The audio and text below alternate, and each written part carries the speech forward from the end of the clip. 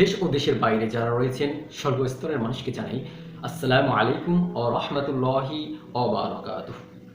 আশা করি সবাই ভালো আছে, আমিও ভালো আছি আলহামদুলিল্লাহ।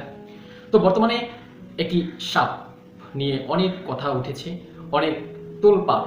টোটাল বাংলাদেশে রাসেল ভাইপার সাপ নিয়ে তোলপাড় উঠেছে। রাসেল ভাইপার সাপ বাংলাদেশে কিন্তু এই প্রথম নয়। রাসেল ভাইপার সাপ পূর্বেও ছিল, আছে এবং ভবিষ্যতে হয়তোবা থাকবে। এটা কিন্তু নির্মূল হয়ে গেছে এমন কথা তো কেউ বলতে পারবে না, একমাত্র আল্লাহ ছাড়া।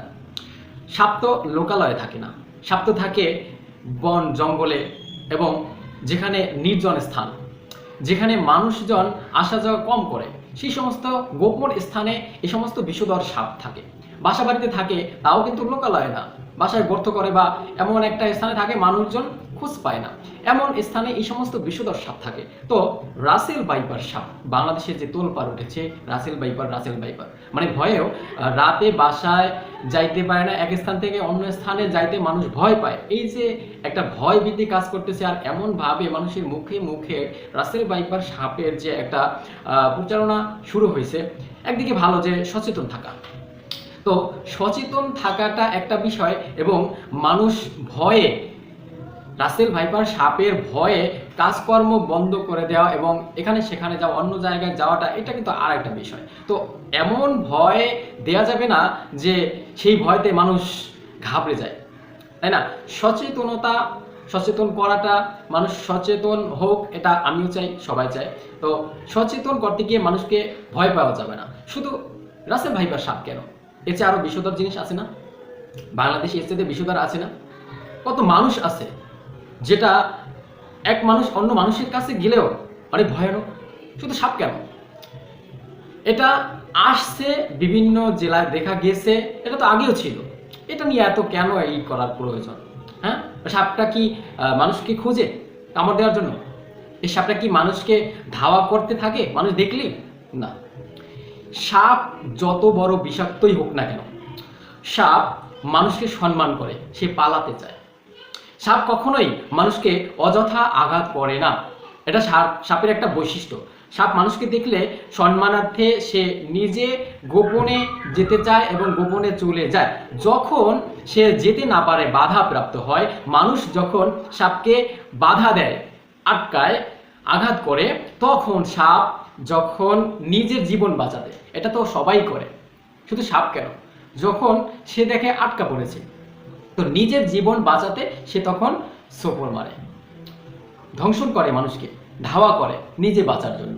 কিন্তু আঘাত করার আগে, ব্যথা দেওয়ার আগে সাপ কখনোই মানুষকে আঘাত করে না, ধাওয়া করে না, সোপর মারে না, ধ্বংসন করে না। অতএব এই একটা সাপ করতে করতে সারা দেশ তোলপাড়, মানুষ এখন ভয়ের মধ্যে আছে, না জানি কি হয়। হ্যাঁ, বাসার মধ্যেও অনেক সময় দেখেন কোনাকাঞ্চিতে আগে দেখে তারপরে যায়। এত ভয় কেন, কিসের জন্য? বর্তমানে সিলেটে যে অবস্থা, এটা তো আসছে বা আসবে, সতর্কবাণী। সিলেটে যে অবস্থাটা হয়েছে বর্তমানে, মানুষ ডুবে মারা যাচ্ছে, সেটা নিয়ে কেন কথা নাই? হ্যাঁ, সিলেটে মানুষগুলো ডুবে যাচ্ছে, একতলা যে বাড়িগুলো, কত বাড়ি ডুবে গেছে, তাদের আসবাবপত্র সব কিছু ধ্বংস হয়ে গেছে, সব। খাওয়া দাওয়ার কোনো ঠিকানা নাই, কোথায় রাখবে, কোথায় কি করবে, মানে জীবনটা নিয়েই এখন একটা টানাটানি। তারা জীবনের ঝুঁকি নিয়ে কোনো মতে বেঁচে আছে অন্য আর একটা আশ্রয়স্থলে। তাহলে সেই সমস্ত মানুষদের নিয়ে তো কোনো মাথা গামানি দেখতেছি না। সামান্য কয়টা দেখতেছি যারা তাদেরকে খাবার দিয়ে আসছে, খুব ভালো, আলহামদুলিল্লাহ, এটা খুব ভালো কাজ। তো আমি চাই আমরা সকলে এটা করা উচিত, যাদের টাকা পয়সা আছে, যারা ধন দৌলত, প্রচণ্ড পরিমাণে ধন দৌলত আছে, আল্লাহ পাক রব্বুল আলামিন দিয়েছেন ধন সম্পদ, তার থেকে একটু, সেই ধন সম্পদ থেকে সামান্য একটু তাদেরকে এখন দিয়ে আসা উচিত। তারা কতদিন না খাওয়া, কি খাবে, কোথায় রান্না করবে, কোথায় পাবে? সব কিছুই তো পানির নিচে, কিভাবে সম্ভব? কত বাচ্চা আছে কষ্টে, বাচ্চা মানুষ কষ্ট সহ্য করতে পারে?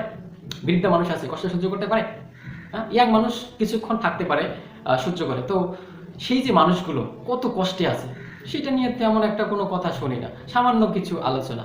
যারা সচেতন রয়েছে, রাসেল ভাইপার ছাড়া আর কোনো কথা নাই। সকল মানুষ একত্রিত হয়ে টাকা উঠাইয়া তারপরে উচিত সেই সমস্ত অসহায় মানুষের পাশে দাঁড়ানো, তাদের খাবার আসবাবপত্র যা প্রয়োজন এখন বর্তমানে সেই সমস্ত বিষয়গুলো মাথায় রাখা তাদের পাশে দাঁড়ানো উচিত। আসুন আমরা সকলে সবাইকে সচেতন করি এবং যেটা আগে জরুরি, যেটা সর্বপ্রথম করা উচিত সেই কাজগুলো আমরা করি। আসুন আর দেরি না করে সেই বর্ণাঢ্য মানুষের পাশে দাঁড়াই, সবাই টাকা পয়সা উঠিয়ে এবং নিজের সামর্থ্য থাকলে সেইভাবে গিয়ে সেই অসহায় মানুষের পাশে দাঁড়াইয়া তাদের সহযোগিতা করি। আল্লাহ পাক রব্বুল আলামিনও খুশি, আমাদের মনটাও খুশি, সবাই খুশি। আল্লাহ পাক রব্বুল আলামিন আমাদের সকলের চেষ্টা কবুল করুক, আমিন। আসসালামু আলাইকুম ওয়া রাহমাতুল্লাহি ওয়া বারাকাতুহু।